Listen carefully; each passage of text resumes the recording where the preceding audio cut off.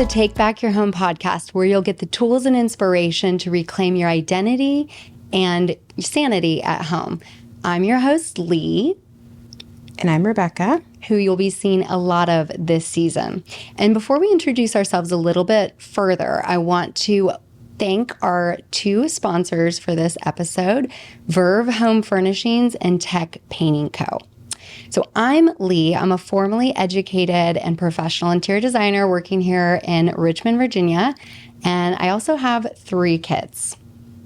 Who are you? I'm Rebecca. And I just relocated here from the DC area for a little bit more space. And I have 4 kids, and I actually work in education, but I'm obsessed with design. Awesome. So why are we here? I needed a lot of help in a rental. Okay, so Rebecca has just relocated, as she said. She's moved into a rental and she wants to stay in the area permanently, but she also wants to enjoy her life at home in the meantime. And so, this podcast really came about to document not only her journey, but also to share my journey as somebody that's formally educated with both undergraduate studies in design and also a graduate degree in interior design. My journey as I became a parent of young kids, it was almost like I had never been taught explicitly how to combine the design process with needing child-proof techniques, right? And so I almost stopped designing with each kid. I have 3 kids, and it was like with each kid, I just did less and less to my home because it just felt like, oh, they're going to ruin it or wreck it. Right. And, you're just kind of in Until I took the course, I didn't even understand why I made certain decisions in design. And now that I've taken the course, I totally understand. Like, I didn't have side tables in my room because I was afraid of them being toppled, and I was using other pieces of furniture, but now I get, like, those design decisions were based on the way that my house had to function at the time. But now that my kids are older, I can add more pieces in. So that's what I want to do. Yeah. Well, I'm excited for you to do that. And in, the messaging that I felt like I received growing up was that nice things and children don't mix. I have very specific memories growing up with my grandmothers, who are both alive and lovely, but just like going to each of their houses, they had really beautiful things because their kids were grown up. And I would, like, at one grandmother's house, she would kind of cover everything, like everything was covered, and she'd kind of scoot you back into the table when you were eating. And then at the other grandmother's house, she was like, just don't go in there, just don't touch this. And it kind of put this messaging in my head of like, you have to do all this stuff to make sure kids don't wreck your house. And, I love them and they love me. It was just the way things were. So now we've had all these technological advances with performance fabrics and then just me having gone to design school. There's ways to have side tables even with kids. If and we talk about that in the course, like what kind of tables you could have or alternatives to tables or coffee tables. And so, and even lighting, the old, like, kids will knock over a lamp. We've got solutions and strategies. But I also want to throw it out there that as our lifestyles have gotten more casual, it's not just kids that are quote, wrecking our homes. Like, is there a living room that you don't go in anymore? I mean, that was what we had growing up. We did not go in the living room. I don't know that we were like on told certain not times. to, but that was like... Was it like when company came over? Yeah, like we would all sit in there and the adults could have a drink, but the kids couldn't. No. And the white but carpet we don't room. even have that room anymore. We've deleted it from our home now. Every room is kid-friendly and cozy. Yeah. And even, with teenagers, it's like all the better, honestly, because her kids are all now technically teenagers. 4 of them. And so it's like they want to lounge, they want to drape, they want to eat snacks, and you want your kids to be able to feel comfortable coming to your house, bringing their friends over. Like, every parent of teens can attest to that, right? You want them where you know they are. You see them. So this course, or I created a course, I don't even know if I said that, but I created a course called Take Back Your Home. And so that is what Rebecca is going to be sharing on this podcast with some other guests about, like all you need to know about paint and furniture shopping and all those things. But yeah, so we thought it would be fun to document her journey through the course as someone that really appreciates her home reflecting her unique style, Right. But also needing it to Has be to work. Yeah, it has to function hard. She has 4 teenagers, And it has to be beautiful. it has to look awesome. Yeah. I need it. I mean, if you're listening or watching this, listening to or watching this, you probably already like for things to be beautiful. And let me just tell you something. Everyone likes things to be beautiful. Some people will tell you they don't care. Science shows even with chimpanzees, like we like beauty, and it's been part of our evolution to be attracted to certain colors and shapes because it tells us what's safe to eat and what will provide shelter and all sorts of things. And so it's built into us. Like, allow yourself to enjoy it, and it doesn't have to cost an arm and a leg, but give yourself some time to plan out your environment, because we all have to live somewhere, and you might as well enjoy Well, where you live. I live in a rental. Yeah. And so so many people would say, I can't do anything. It's a rental. Well, I can't do anything about the wood paneling that's on the wall.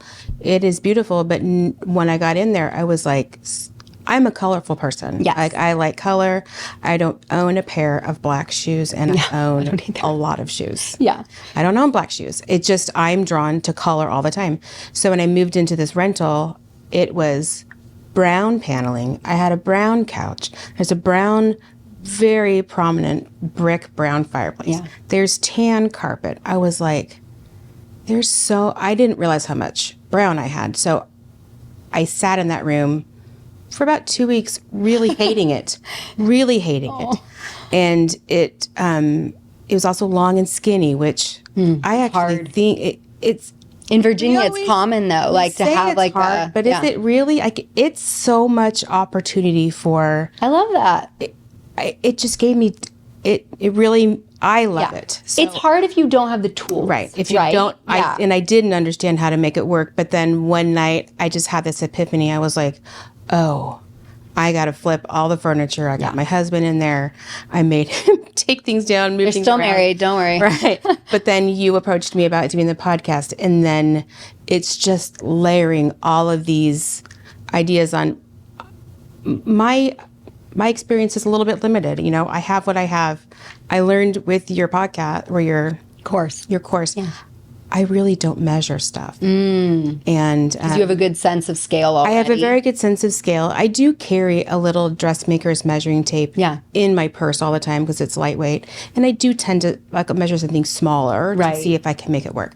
But the measuring my furniture, I'd never done it. And sometimes it really matters. Like in some layouts, it doesn't matter. But like you said, in a long, skinny, like colonial, center hall colonial, you get like 2 or 1 rooms on one side and a stair in the middle, and then 2 or 1 room on the other side, and then in the back you might have the kitchen.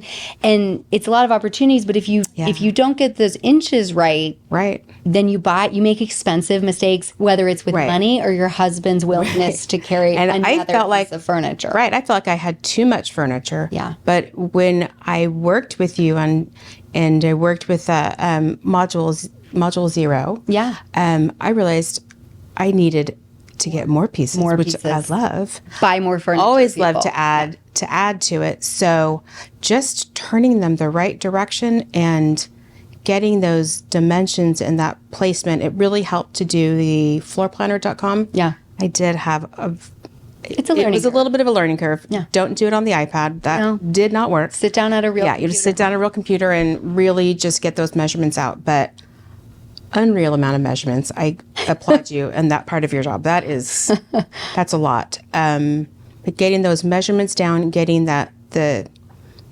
unmovable, is that immovable?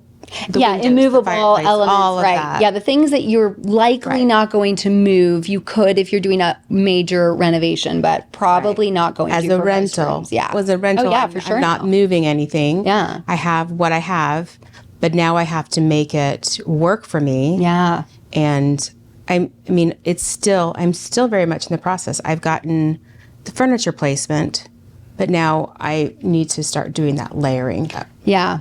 Well, and we need to actually talk about what happens in the beginning of, like, before the layout. That's like what everyone, and actually that's not even what people think of. I think, and you can tell me if I'm wrong, but I think most people think the design process is like, what do I want it to look like? Like, what colors it going to be? What textures am I going to have?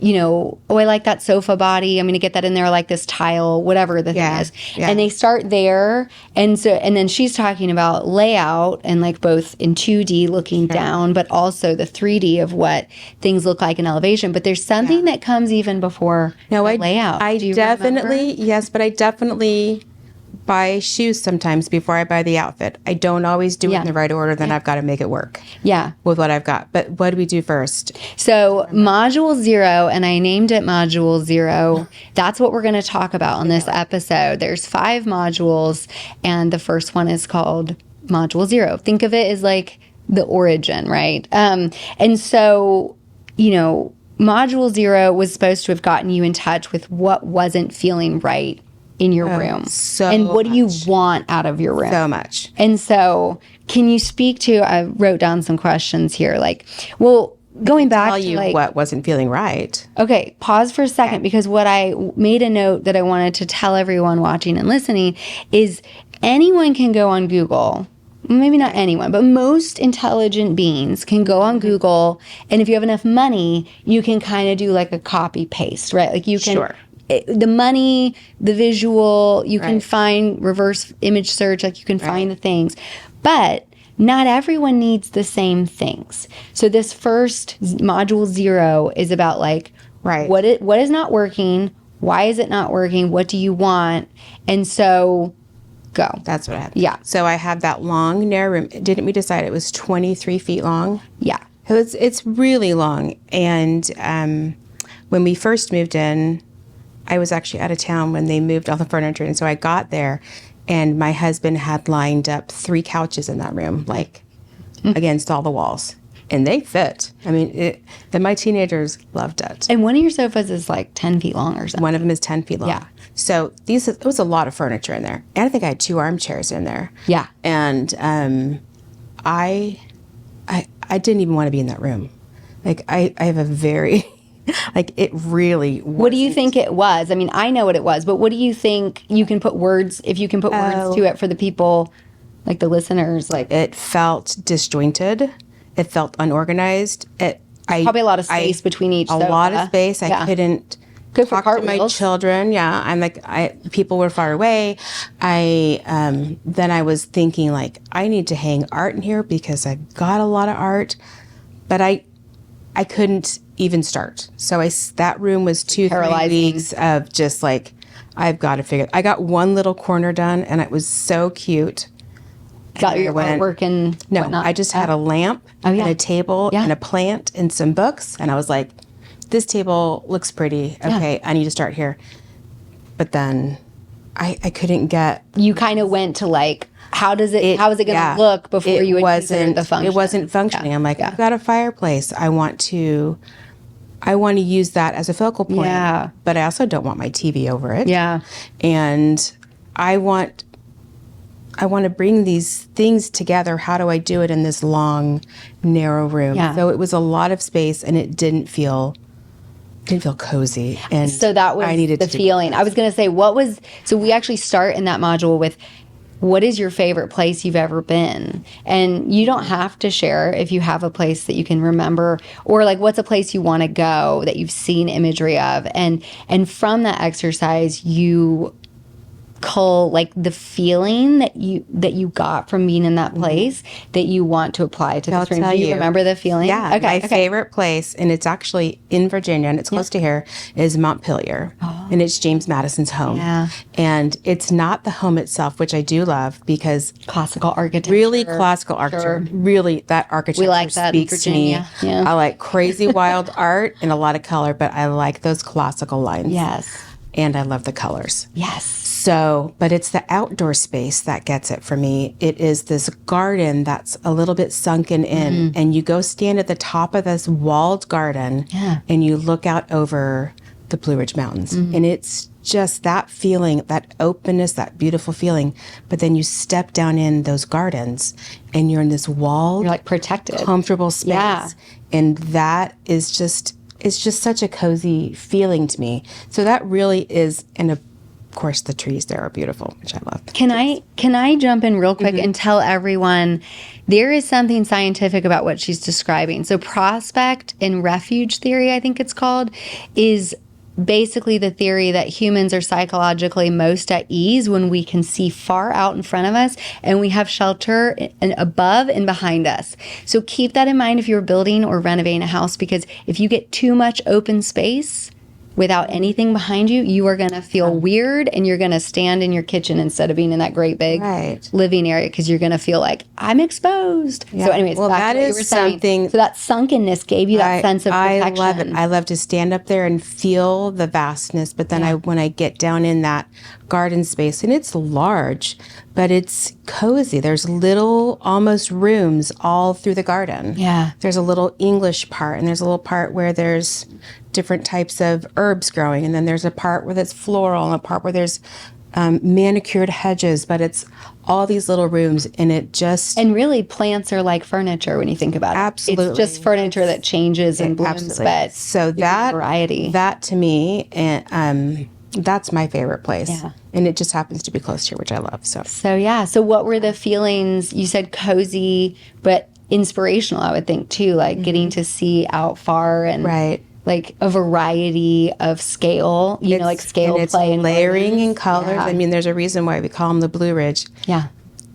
There's not a lot of blue in nature, but really when you look out at that expanse, you're seeing all these different colors of blue and gray and green. And, it's gorgeous. And then when you get down into the garden, you see a huge variety of colors. Right. So the colors important. And you mentioned that vast. I don't really appreciate being in a home that is an open floor plan. Right. I like doors. Yeah. I like rooms. Yeah. I like ceilings. That to me, it's so much easier to decorate. Right. It's why you need to go any higher than 10 feet. I like to keep it. Sure. Yeah. And I like that cozy. Yeah. And so I think that's so important to notice for yourself, because my design firm is called Lee Waters Design, and I think our byline is like bold interiors or bold homes for fab families. And so we definitely want everyone to figure out what is fabulous for them. Right. So I think it's so awesome that you already know that about yourself. You're like, I like doors, I like ceilings, I like feeling secured a little bit, like a good bra or something for all our women. It's like, it just like makes you feel like you're like got it together, you know. But some people are more free spirited and they like it more open, and that's okay. But I love knowing decorating what you like, space. Though. I love that. I'm with you. Love to decorate each space, and it all has its own purpose, its own feeling. Yeah. So this is room 1. I'll keep going, but I love it. Okay, so you discovered, you know, what your favorite, or you knew what your favorite place was, and you recollected about that, and you knew the feelings.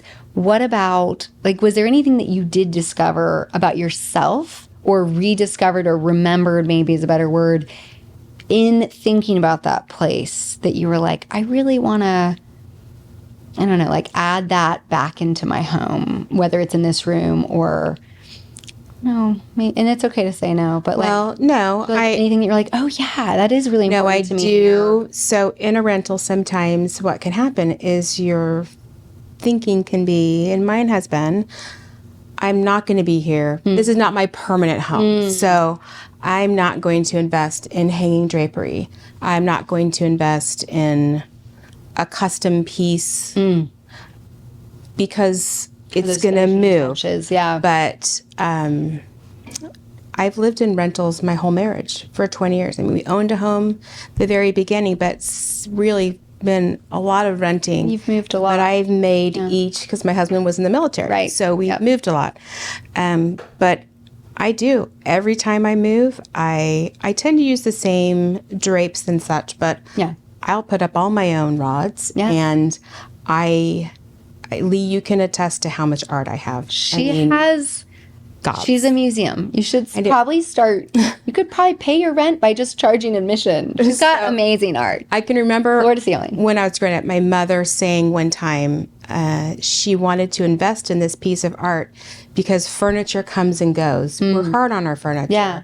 We have kids, we have pets, you know. And that's okay. Things go in and out. And so furniture comes and goes. Yeah. If I counted how many couches we've had in our marriage, it's embarrassing. It's probably 13. I mean, it might be more than that. I'll count them up. No one should ever feel embarrassed around me when it comes to furniture. An unreal amount of couches. But my art, that hangs on the wall and that moves from home to home. And that's where my kids, I think, feel like this is their home. Yeah. This is their consistency. For me. That's that. For me. And so my art comes in every home we go in. And I put it different ways. Yeah. So sometimes the kitchen will be all florals, but sometimes and I like to move it around and play with it. So what was your question? Well, I think you answered it because it was, did you remember or discover something about yourself? Right. And it's like, just you probably that brought it up. You're like, this art is really important and any design that I come up with has got to have this art. But you reminded me that I need to treat this as my home and not as a pause until I have my real home. Yeah. This is my home. Well, and let's speak to that because so many people, it's never their forever home. Right. I had somebody at my house recently that was like, well, because it's not your forever home. And I thought, well, who's to say it's not? I might actually end up being there forever. And I certainly don't want to live there for 20 years and not have done anything to it because I'm thinking, well, when I retire, I'll build this, quote, forever home. Like, I'm with you. And I want to live in that. I want to live in it every day. I want it to feel beautiful and comfortable. And it is my home. Yeah. And let me also get on a soapbox again about we all have different things that we're going to use our money for and prioritize. Obviously, I think renovation and furniture is a great way to spend your money, but sometimes people make it about it's not right to spend all this money on furniture. Not that everything has, first of all, I teach you that you don't have to spend tons of money on furniture. In the course, there's different strategies. But secondly, think of all the money we spend eating out. Think of all the money we spend going on vacations. Think of all the money. And you can't do everything. I get it. But your home, you're in it 365 minus whatever time you're traveling on vacation. So if you truly are never home, I mean, maybe you don't want to do it. But honestly, I have clients that travel a lot, and that's their centering thing is just being it's coming back to once a week I'm there, but I'm there and it recenters me, and then I fly back out. But I don't know, give yourself permission to enjoy your home now. And, furniture really is something, an art that can come with you. Whether the furniture lasts forever or not doesn't really matter. It can come and go, but it can also go with you. Right. And so can the art. And maybe you can't do a renovation because you're renting or you can't afford it or whatever. But we talk about both in the course. And I think it's just give yourself permission because everyone has a body. We have to take care of our bodies. You also have to live somewhere. Take care of your environment. Yeah. So that's my little soapbox there. Okay. So I think this has been really interesting so far. I'm trying to think if there was anything else. Do you remember? Okay. So there was a video. There are, I think, 4 videos in that module 0. Do you remember? Can't remember if it was video 4. No, we already did that. That one was from inspiration to reality. I'm trying to think if it was I think we've kind of covered it actually. Yeah. Yeah, because we talked about your favorite place, giving you the attributes that you were missing. We talked about did you discover anything? So it's really just, I guess my last question could be, how was it to follow a process? Because in the past, you're someone that has a natural inclination toward being creative. Obviously, you've been collecting art. Yeah. So, how was that? Did it feel like you were in a box where I was commanding you to do certain things? No. Or did it feel like a structure that you could work freely within? No, I felt like it was a structure that I could work within. Okay. I did take notes because the course came with that little booklet. Yeah. So I took notes in it, and some of the things felt I don't know, maybe a little repetitive. I couldn't come up with an answer. Yeah, that's what it was. Because what do you use this space for? I just want to be here. I want to be here. Yeah. I love don't. that. Yeah. I'm not very I'd say I'm a one-trick pony. Like, I want to be home. I want to be comfortable. Yeah. I want to chill with my family. Yeah. It's good. I don't necessarily entertain and that kind of thing and, throw big parties. But I did appreciate the ability to take notes, because I did take a lot of notes and I wrote things down. And I've already made changes, even though I'm on like ground zero of this redoing this room. I was ready to toss out this coffee table that I loved because I thought it didn't fit. Yeah. And you encouraged me to measure it and look at it again. Yeah. You don't just assume. Right. Yeah. And it actually, the measurements did fit. Yeah. It was the color that didn't work because it was the same color as the couch. She started painting it that night. I painted it was that awesome. and it looks beautiful. Yeah. And now I feel more comfortable with it there. And I didn't want to get rid of it because I No, it's really beautiful. loved it. And The I loved the lines. shape. I tend to lean towards color and then kind of a Japanese feel. Well, she towards lived in things. Japan for a while. Yeah, and botanicals. And I just, I'm very eclectic. So I'm probably not your typical client. It's what we love, actually. Right. Because I'd say most people that come to me they don't know their own style. Right. And that's why they need me. They're like, help. And I'd say very few people fall into categories of like, I am just French country. I am just mid-century modern. Right. I think we're so exposed to so many things in this day and age. Incredible, yeah. With the internet and Instagram and Google and Pinterest, it's like, how could you only like one style? Like, if you're looking around at all, it's like, and there's an exercise in the bonus module that helps you and a partner if you live with somebody, or maybe you live with a child that's old enough to give you their thoughts. It starts at about age 3. They start telling you what they think. But, there's an exercise that actually helps like multiple people figure out a style that if it's a room that serves everyone. And I think you're joking, you're a one-trick pony, but I just want to be here. Yeah, I could see how those questions where they're designed to allow anyone, say you're like, I want to host, wine of the month club, and then I have like my in-laws come over with like 16 people once a quarter, or it did make me think though. Yeah. It really made me Thinking think. through the functionality of how many butts do we need to get in chairs, right? Or And books do we need to store? Right. And I didn't think that I needed a multifunctional room, but once I started trying to think of things, I thought there actually is a lot of stuff that I do in here, and it really hadn't occurred to me before. So I said that it was repetitive, but it turned into, I just need to realize how many functions each room has. Yeah. My family room isn't just for sitting and chatting. Yeah. My kids do homework in there. Yeah. They sit be near you. at that coffee table. Yeah. They want to be in the same room as me. They always- They sit at the coffee table and they use that huge coffee table to do their homework on. Yes. We play games there. Love that. It's that a lot of things happen there, but I didn't think about it that way. I just the beginning. Yeah. And that's so normal, right? Like, you go to a store, they're going to say, oh, it's a living room. You need a sofa or a sectional. You need an accent chair, and you might need a love seat. Or if it's a sofa, you might have 2 accent chairs and a coffee table. Like, there's just kind of this formula that does it. It's not one size fits all. Like, who can wear one size fits all? I click off if it says one size on sale. I'm like, walk away. It never works. So yeah, I think it's really helpful to know that even somebody that's always enjoyed decorating can still learn from following the process and not feel restricted by it. Definitely. Thank you for that feedback. The idea, the way that room came together, I actually would never have thought that. Yeah. I never would have put that together. And I've been obsessing over this console table that I pinned on Pinterest. Yeah. Maybe 20 years ago. Oh my gosh. I've obsessed about it.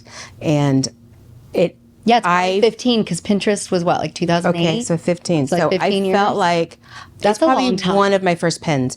And I felt like I had to have a home that had an entryway, because that's the only place I could think of to put a console this console table that I wanted it to be seen. Yes. And so you helped me figure out how to get it in that room, and I'm in the now, living room. right? Yeah. And now I'm re-obsessed. We're going to talk about that I next know, time, I think, on I the know. layout. So on the layout that right. I think that sounds juicy. Talk about layout. Well, but we will. We will. Right. So it brought a lot of ideas to my head that have been in there for a long time that I just didn't know how to execute. I love it. So I'm excited. Well, that's the end of our module recap. And before we go, I want to introduce you to our sponsors because you're new in town and you need to know about them. Right. And anyone else that lives in the greater Richmond metro is going to want to know about them because these are companies that we use at Lee Waters Design for our clients. So the first one was Verve Home Furnishings,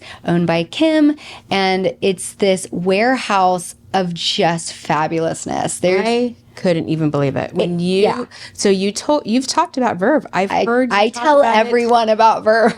I've heard you talk about it a lot. Yeah, I'm obsessed. But then when I saw it on paper, and I was like, I'm just going to Google this today. The imagery. Yeah, you're saying like on. I really don't online. like furniture stores because it is all tan. I know, and it's the formula. It's like here's a section with an accent chair, and here's 2 chairs with a coffee I know you can table. customize stuff, but I want to walk in. I want to see. I want to be inspired. I want to see what I can do, and I love to walk into and see all that color. And when I looked at that online, I just can't even wait to get in there. Like Kim knows how to merchandise, and she just puts eclectic. It's very eclectic. It's very funky. A lot of the pieces are vintage, but that's what I like. She knows how to find the best stuff. And so as you work through your modules and like get your layout like completely buttoned up and you see a missing place, like I need a fabulous sculpture or pillow, like she has brand new pillows in there, and then she has vintage lamps that are just different, and you're like, yes, I want this. Or maybe even you'll find a console that rivals the one you found on I don't know. Who knows? I'm just saying, Verve is awesome, and they are in Richmond, so check them out. Verve Home Furnishings. Okay, our other sponsor is Tech Painting Co. Also, they're actually both on Lee Street, if you can believe it, but they're different Lee Streets, so it just cracks me up here in Richmond. So they are Tech Painting Co. obviously does painting services, both commercial and residential.